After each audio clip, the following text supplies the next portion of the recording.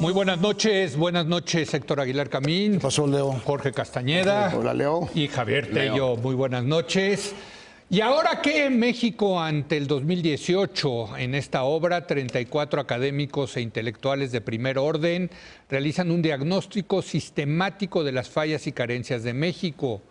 Mediante análisis accesibles pero rigurosos, demuestran que hay muchas opciones por explorar, más allá de quejarse y repetir clichés.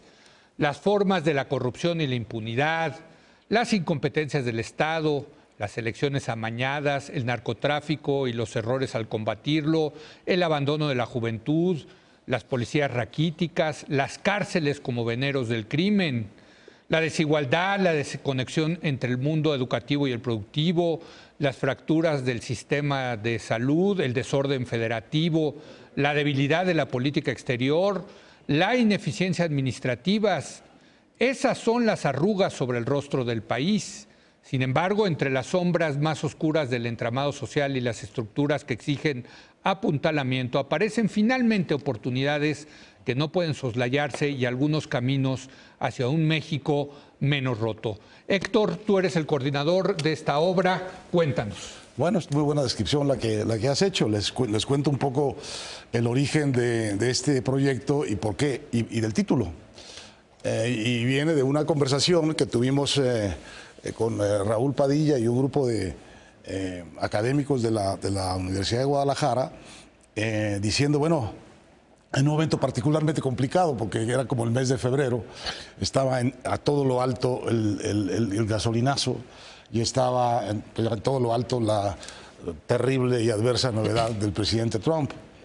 Y entonces había así una muy genuina sensación de que el país, el gobierno del país había perdido el rumbo político y económico, y había esta incertidumbre, que era más bien la certidumbre de que iba a haber grandes problemas con el presidente de Estados Unidos, un cambio, un quiebre como ha resultado en las relaciones de los dos países durante mucho tiempo. Y entonces la pregunta era, ¿y ahora qué?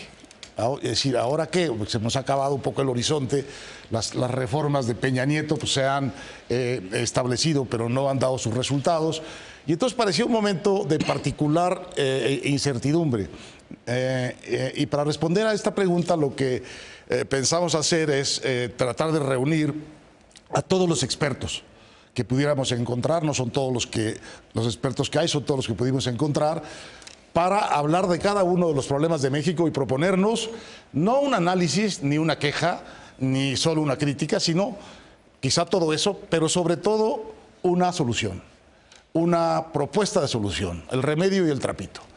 Y con este criterio hicimos este libro muy plural, que está coordinado por mí, pero no expresa mis ideas. De hecho, no expresa las ideas de nadie más que aquellas que están en el capítulo de cada quien.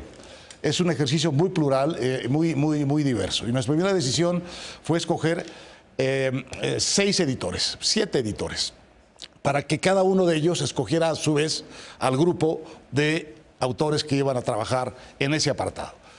A María Amparo Casar le tocó el tema de corrupción, a José Ramón Cosío, el ministro de la Corte, el de Estado de Derecho, a Eduardo Guerrero tomó el tema de seguridad y violencia, o inseguridad y violencia, Luis de la Calle, el tema de prosperidad, pobreza y desigualdad, que van juntos, Santiago Levy, el tema del estado de bienestar, y finalmente Jorge Castañeda, el tema de México ante el mundo, porque uno de los grandes asuntos, yo creo, para México es que la realidad global es cada vez más nacional en México, ¿no? Es decir, Estados Unidos está cada vez más dentro de México y México cada vez más, aunque no todo lo que deberíamos dentro de Estados Unidos.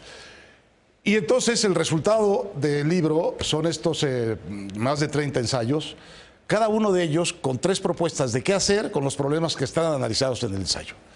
Y la conclusión que puedes obtener es esta que tú has dicho muy bien: hay mucho que hacer. Este país no está sin alternativas, ni sin políticas posibles, ni sin propuestas. Está al contrario, lleno de propuestas. Todas las que están en ese libro, es imposible de pensar que van a hacerse todas juntas, es imposible de pensar que todas están bien, que todas tienen la misma pertinencia o la misma viabilidad que otras, pero todas están pensadas con seriedad y en el rumbo de que el país es perfectamente corregible, con un catch, con una pequeña cosita que es muy importante decir. Ninguna de estas soluciones es mágica, ni es fácil, ni es rápida, ni no implica costos. Ninguna. Todas son claras, pero son complicadas, tienen rendimientos en el mediano plazo, si te va bien, y requieren un acuerdo político y una decisión política de ir hacia allá. De manera que es un libro que a mí me parece que puede ser muy útil en este momento. No digo que muchos mexicanos, y creo que muchos políticos, están realmente con la mente en blanco respecto de qué sigue. Bueno, pueden seguir muchas cosas. Jorge y yo tuvimos una experiencia compartida de que una propuesta a tiempo, bien hecha y bien difundida, puede tener efectos, resonancias y consecuencias prácticas. Bueno, este libro es un poco en esa misma... ¿Sería la continuación de ese libro que escribieron ustedes dos? En su espíritu, totalmente. El espíritu, totalmente, y actualización, digamos, de ideas y también de un formato más plural, más de más puntos de vista. A mí parece que es un texto súper útil, primero para la gente. Es decir, que cuando la gente se plantee hoy, después de escuchar una entrevista con cualquiera de los candidatos, digamos los 6 que hay ahorita, por 3 más 3, aquí en esta casa o en otras casas, y pues es que no propone nada, o es que propuso una idiotez, o es que, a ver, hay mucho que proponer. Y algunas de las propuestas que los 6 candidatos formulan están en el libro, no es que vengan del libro, sino que están, como decíamos nosotros hace 6 años, están en la calle, están en el aire, y bueno, pues distintos académicos o especialistas las recogen, y entonces la gente puede sentirse un poquito más informada para evaluar a los candidatos, pero también un poquito más esperanzada de que no con esta sensación de desamparo, de que pues, no hay nada que hacer. En ese sentido me parece que es muy importante, pero también es importante para los candidatos, es decir, para la gente, pero también para los candidatos. No es que no tengan sus propias propuestas, las tienen desde luego, pero yo creo que ahí pueden encontrar muchas cosas muy valiosas, muy útiles. Claro, son complicadas en campaña, porque como dice Héctor, pues cuestan, no son indoloras, entonces pues esas suelen ser las propuestas que no les gustan mucho a los candidatos, pero yo creo que también puede ser muy útil. Ahí a mí, la verdad, lo hemos comentado, en muchas ocasiones sí he visto spots o cosas o discursos de Anaya que directamente se refiere al libro, o sea, no elípticamente, no eufemísticamente, directamente se refiere al libro y a varias propuestas que están en el libro, y yo creo que sería muy bueno que los otros 5 candidatos hicieran lo mismo, en el peor de los casos para decir que no están de acuerdo, pero de preferencia para decir que sí están de acuerdo con A, B o C. No, a mí me gustó mucho el libro y la idea del libro, y precisamente por esas 2 características, su pluralidad y su complejidad, porque creo que es claramente el territorio de lo político. Reconocer que hay distintas posturas y que ahí seguirán, gane quien gane, tanto en la calle como en el Congreso, y reconocer que las soluciones son complicadas. Eso se me hace muy valioso, complicadas, complejas y probablemente incompletas. En fin, me encanta esa manera de ver los retos. Y coincido de que es una coyuntura ideal por ser una elección presidencial, pero además yo diría que en esta elección presidencial todos los candidatos tienen incentivos para dar sustancia por distintas razones. López Obrador, al generar incertidumbre, lo que le conviene es dar información para dar mayor certidumbre. En el caso de Meade, pues es su ventaja comparativa, ofrecer un proyecto sólido de política pública. Y en el caso de Anaya, por ser el frente a una coalición PAN-PRD, Movimiento Ciudadano y algo nuevo, pues no hay nada ahí, está todo por hacer y hay dudas sobre qué es el frente. Queda claro que era el PRD, queda claro que era el PAN, pero qué es el frente y la manera de darle respuesta a esa pregunta también en parte, creo yo, es con sustancia programática. Entonces creo que en esta elección en particular hay incentivos para que los tres principales candidatos den sustancia. Ojalá lo hagan. Bueno, nada más te agregaría los tres y los otros tres que están en mejores condiciones para hacerlo. O sea, claro. Los tres independientes, Sí. Margarita, el Jaguar y el Bronco. Ya, tenemos que encontrarle un apodo A Margarita. zoológico a Margarita. Piensen en algo decente. Para ver, El Peje ya lo tiene. El Peje ya. Sí. Nos ya llevamos tres de seis. Nos faltarían sí. tres. Porque faltan Anaya, Mir y Margarita. Va a tener el zoológico completo, pero bueno. Bueno, pero los tres que están menos maniatados por sus partidos, Claro, porque porque no son tienen, independientes. pues pueden asumir o Pero, mejorar ¿puedo hacerles o una discrepar pregunta? Hay un capítulo Sí. que facilita mucho las cosas, yo creo, para los ciudadanos y para los candidatos, que se llama Hojas de Ruta, Sí. que es el capítulo en donde están listadas las tres propuestas de cada autor para cada tema. Entonces ahí están las tres, son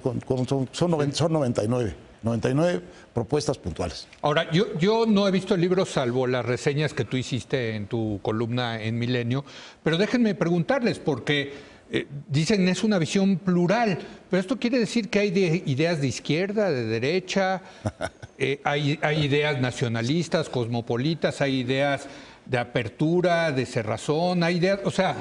No es un programa entonces ideológico, digamos, en ese sentido. Y en ese sentido puede haber diferentes respuestas a tratar de resolver un problema. pensamiento Deng Xiaoping.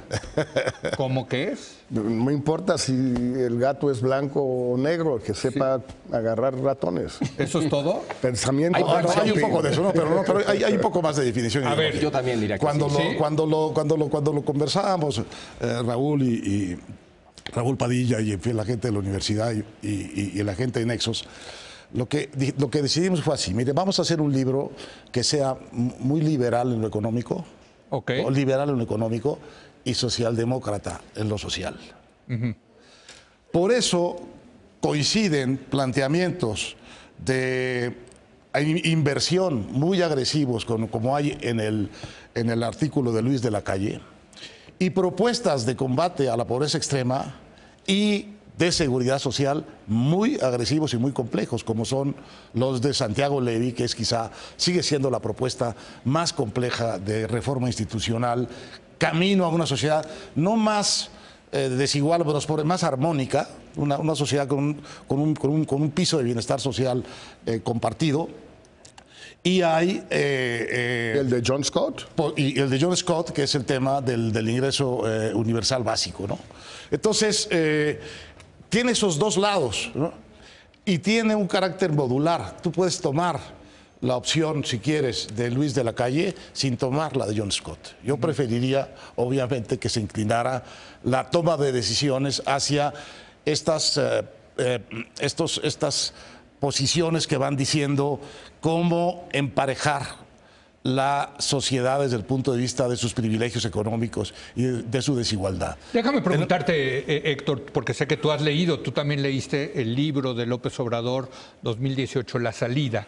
¿Cómo se compara las propuestas en este libro con las propuestas de López Obrador, por ejemplo? Bueno, primero las propuestas que hay aquí son mucho más, digamos, vienen de análisis mucho más refinados que los que hay en el de López Obrador, cuyo diagnóstico es simplemente una descripción de todos los errores imaginables de los últimos 30 años. Luego son propuestas de cambio institucional. Creo que hay una sola propuesta en donde alguien dice voluntad del Ejecutivo. Aquí no hay voluntad del Ejecutivo. Esa sería la diferencia fundamental. ¿Por qué? Porque aquí el supuesto es que cada una de estas cosas, y por eso es difícil, por eso son complicadas, Cambiar las reglas. tienen que venir del acuerdo político que cambia las reglas. Sí. Tienen que cambiar las reglas. No basta que cambie la voluntad del presidente o el gobernador o el presidente municipal. Esa es la diferencia fundamental. En este libro no hay voluntarismo, hay consensualismo democrático. Sin acuerdos democráticos es imposible empezar con la primera de estas propuestas. Javier, yo también lo describiría como el centro amplio en términos ideológicos, que va de centro derecha a centro izquierda. Ahora, yo No lo que le sí- digas tan feo. No, yo creo que eso centro ahora, amplio. creo que sí hay tensiones ahí. Sí, claro. Fuertes tensiones ahí. Creo que hay incompatibilidades con ciertas posturas de centro izquierda, con ciertas posturas de la centro derecha, y por eso creo que el territorio es el territorio de la política, de la negociación, Así del es. pragmatismo, etcétera. Y Eso eso las hay, ¿y qué? Digo, de eso se trata. No.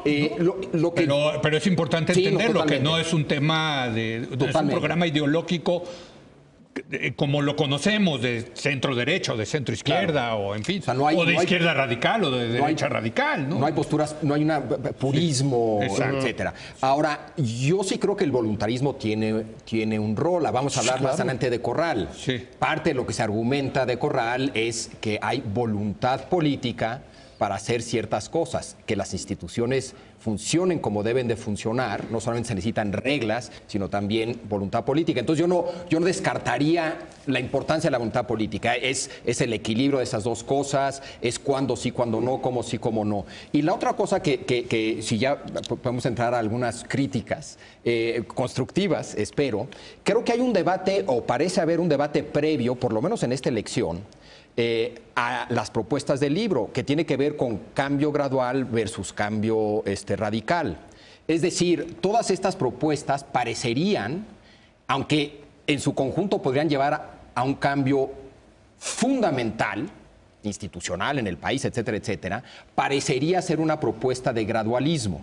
Y sin embargo, creo que allá afuera, en la calle, también hay un debate que no es de política pública, y que es un debate de, a ver, necesitamos una sacudida sí o no, Sí. independientemente Es del correcto. contenido de política pública. Es decir, hay gente en centro derecha o derecha que quiere una sacudida, independientemente de política Sí, pública. sí. Y hay gente centro izquierda, izquierda que quiere una sacudida, Aunque quizá en independientemente de ciertos política temas, pública. ¿no? Por ejemplo, el tema de la corrupción, pero no en el tema económico. Y ese es otro debate, si puede ser Por ejemplo. una sacudida salarial. puntual o Sí. tiene que ser necesariamente general. Pero Permítame, tengo que hacer una pausa y todavía tenemos mucho que decir sobre este libro. quiero Regresamos. algo sobre la sacudida. Sí, regresamos en un momento más.